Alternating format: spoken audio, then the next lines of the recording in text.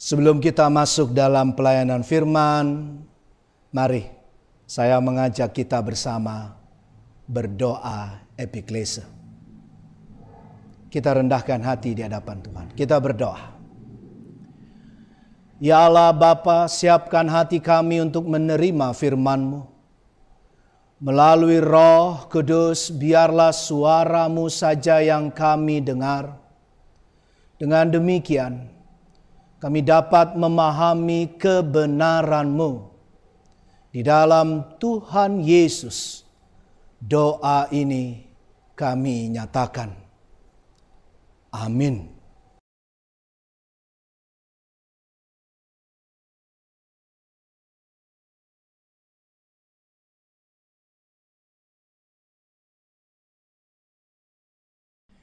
Mari kita raih Alkitab, aplikasi Bible Bapak Ibu dan saudara-saudari, 1 Petrus 3.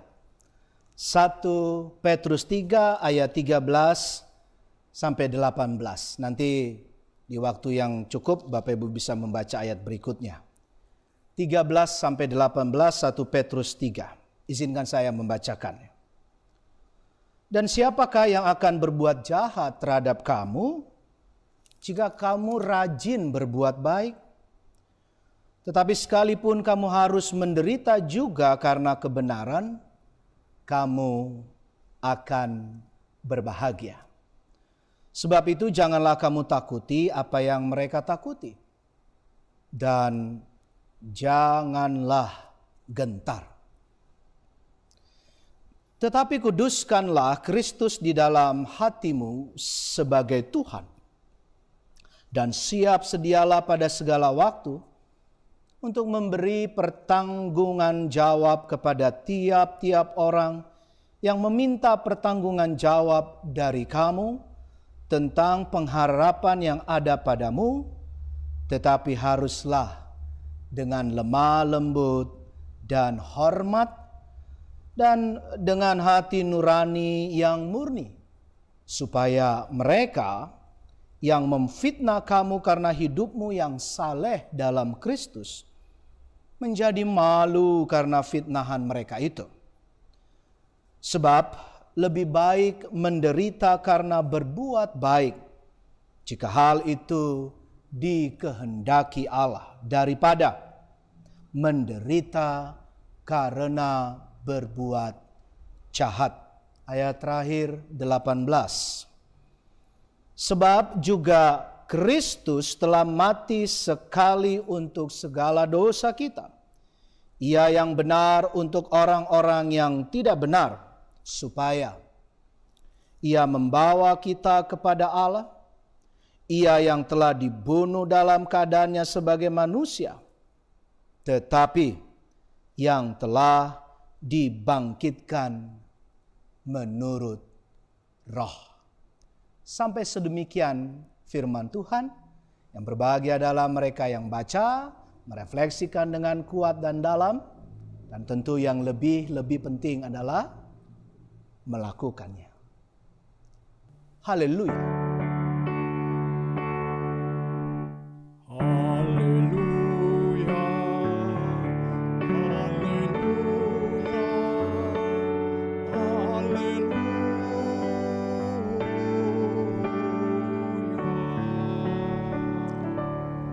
Apa dampak dari pandemi COVID-19 selain dampak-dampak yang lain?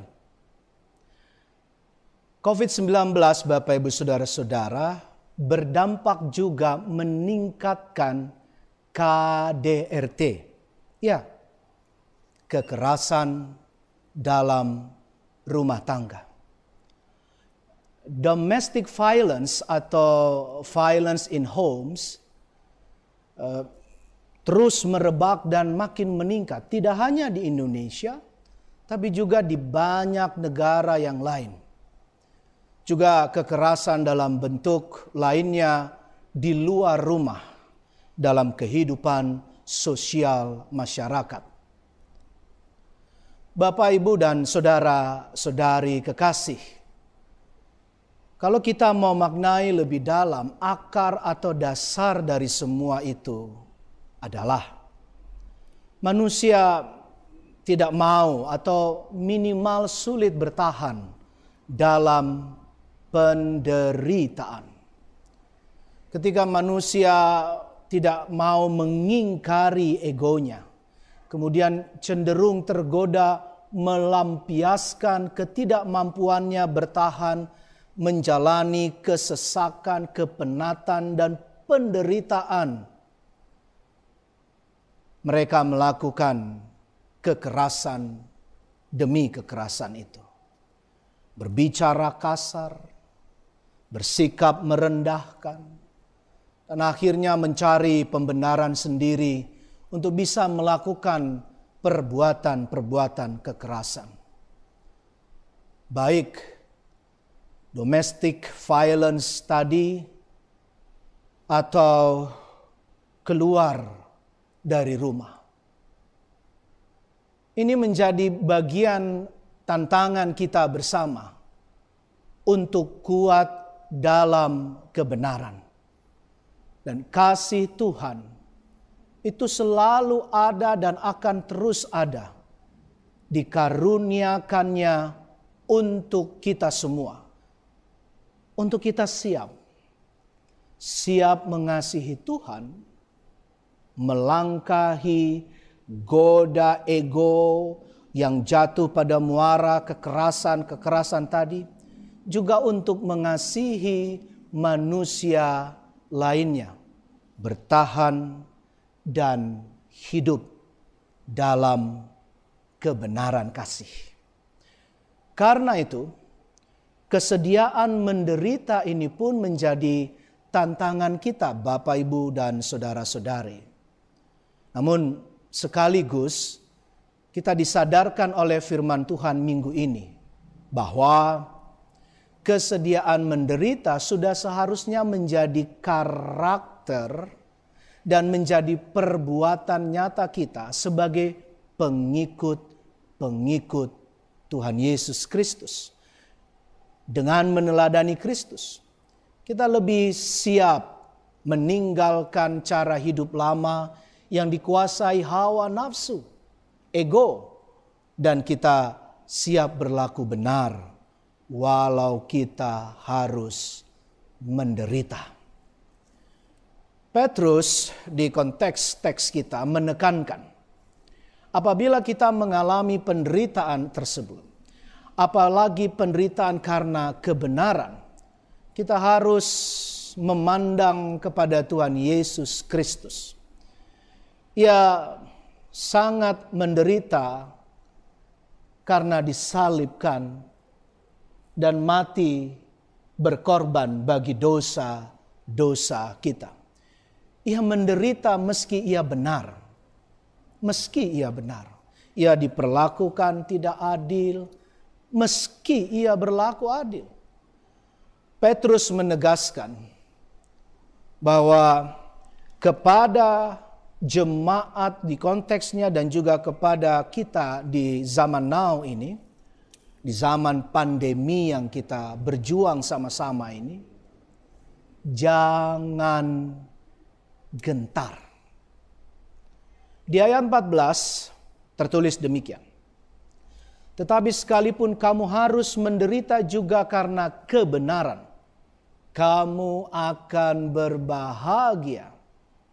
Sebab itu, janganlah kamu takuti apa yang mereka takuti.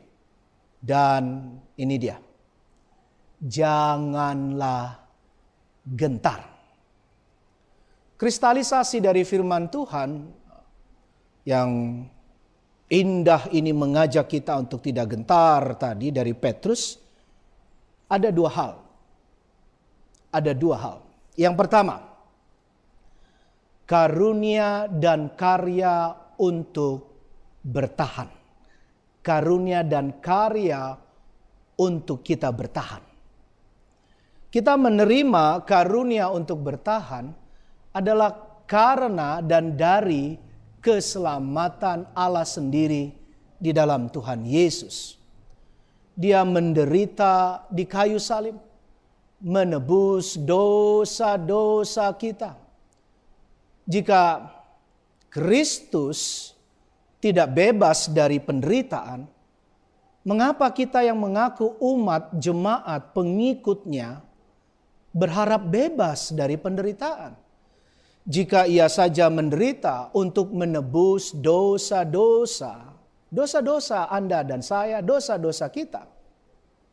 Mengapa kita tidak puas, bahkan menganggap sebuah itu karunia dari Tuhan, bagi dalam nama Tuhan, ketika harus menjalani penderitaan. Sementara Bapak Ibu Saudara, penderitaan-penderitaan kita hanya untuk ujian dan pelajaran, dan bukan untuk penebusan. Jika penderitaan terjadi kepada Tuhan, meskipun ia benar secara sempurna, mengapa tidak pada kita, kan? Jika ia pernah menderita dan kemudian masuk ke dalam kemuliaan, bukankah kita harus bersabar di dalam tiap-tiap kesulitan? Karena kesulitan itu hanya sebentar, dan kita akan mengikutinya ke dalam kemuliaannya. Jika ia telah mati, maka kita mati atas dosa-dosa kita. Ia membawa kita kepada keselamatannya. Kita menerima itu di dalam Kristus Yesus. Dengan menerima, siap menderita, menjalani kesulitan, pergumulan, tantangan, dan berbagai pertanggungjawaban yang tidak mudah di pandemi ini. Karena semua itu bermanfaat. Sekali lagi, bermanfaat.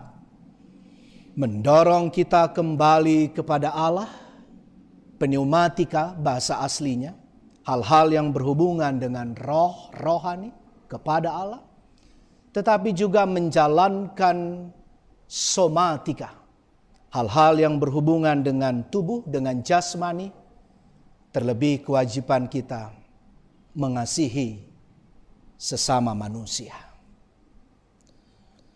Sehingga kita bisa dimampukan oleh Allah dalam Tuhan Yesus Kristus dan urapan rohnya yang kudus, penuh hikmat itu, untuk semakin rendah hati. Itu baru salah satunya.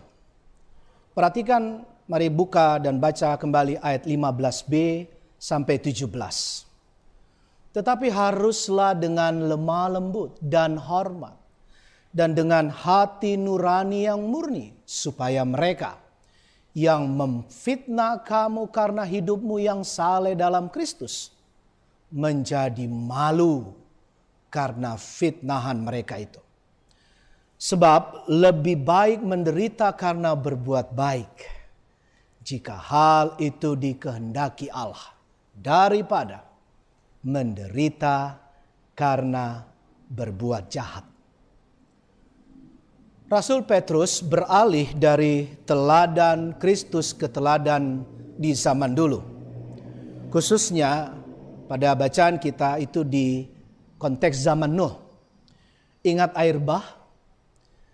Ini Petrus tekankan betul kepada jemaat saat itu, dan juga tekankan kepada kita semua sekarang ini.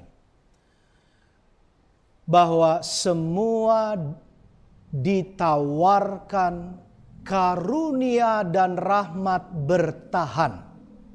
Izinkan saya ulangi, ini tematik kita. Karunia dan rahmat untuk kita bertahan dalam kasih Tuhan. Siapa yang menerimanya akan diselamatkan.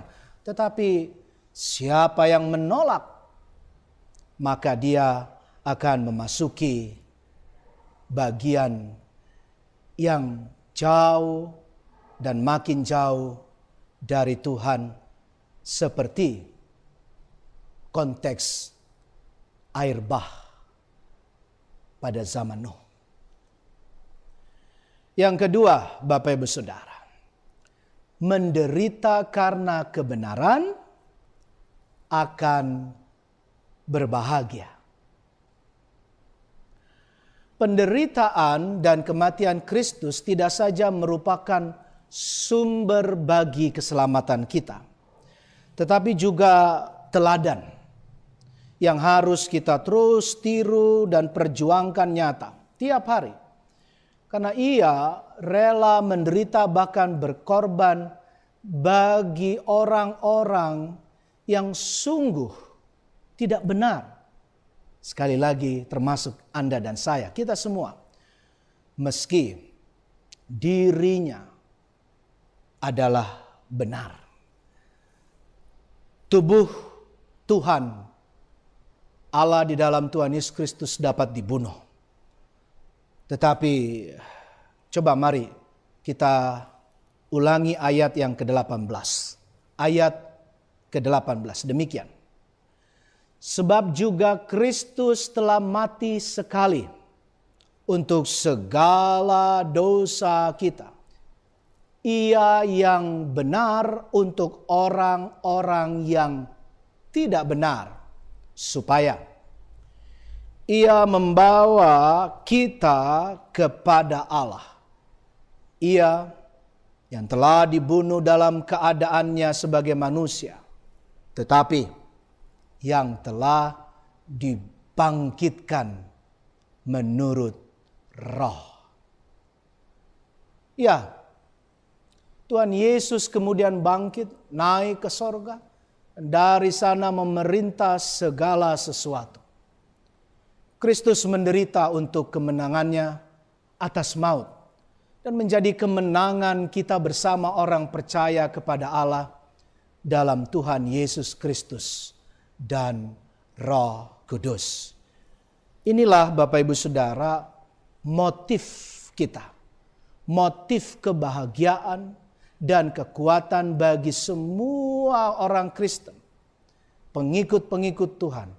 Walaupun kita hidup menderita. Berarti apa yang ingin ditekankan Petrus dari keteladanan Kristus adalah kemenangan dan adanya dampak positif dari kematiannya itu, yang membawa pengharapan dan kebahagiaan. Mari Bapak Ibu dan saudara-saudari, saya mau ajak untuk bagian ini kita tarik nafas dalam, lalu katakan dalam hati dan pikiranmu, karena Kristus bertahan dalam kebenaran. Mari kita katakan, karena Kristus bertahan dalam kebenaran. Ditahan perlahan, jadi tarik nafas, ditahan, lalu katakan dalam hati saja, dalam pikiranmu saja, karena Kristus bertahan dalam kebenaran. Setelah itu keluarkan nafasmu pelan-pelan dengan tenang. Bisa kita berlatih sejenak untuk merefleksikan bagian ini dengan kuat nyata dalam perbuatan kita nanti. Tarik nafas. Tahan. Katakan, karena Kristus bertahan dalam kebenaran.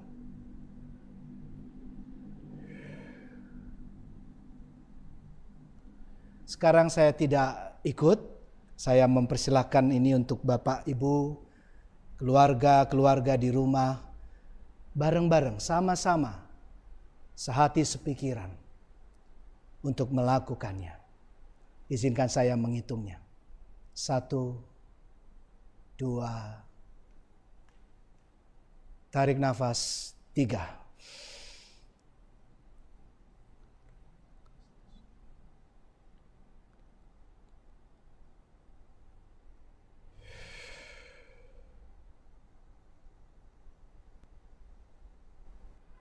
Walau keadaan masih sulit, banyak penderitaan karena pandemi, mari bertahanlah, tersenyumlah,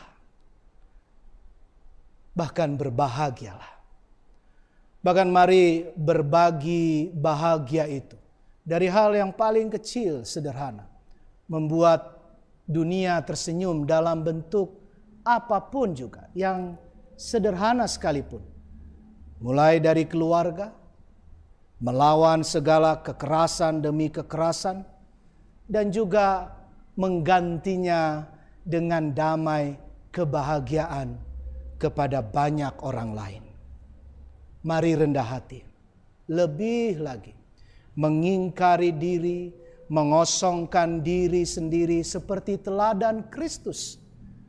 Mari lebih kuat saling mendoakan, lebih lemah lembut dan hormat dalam keluarga sekali lagi, dan dalam kehidupan kepada masyarakat, terlebih kepada dunia lewat gadget kita. Peduli kepada siapapun juga dengan hati nurani yang murni. Ini akan membuat kita bertahan. Bertahan Bapak Ibu Saudara untuk berbahagia. Siap berlaku benar walau kita menderita. Siap selalu menanggung derita untuk berbagi lebih banyak perbuatan baik. Membahagiakan dan membuat sukacita. Membawa kepedulian kita kepada di dalam keluarga dan kepada sesama manusia, juga kehidupan. Mari membuat dunia sedikit tersenyum bahagia. Amin.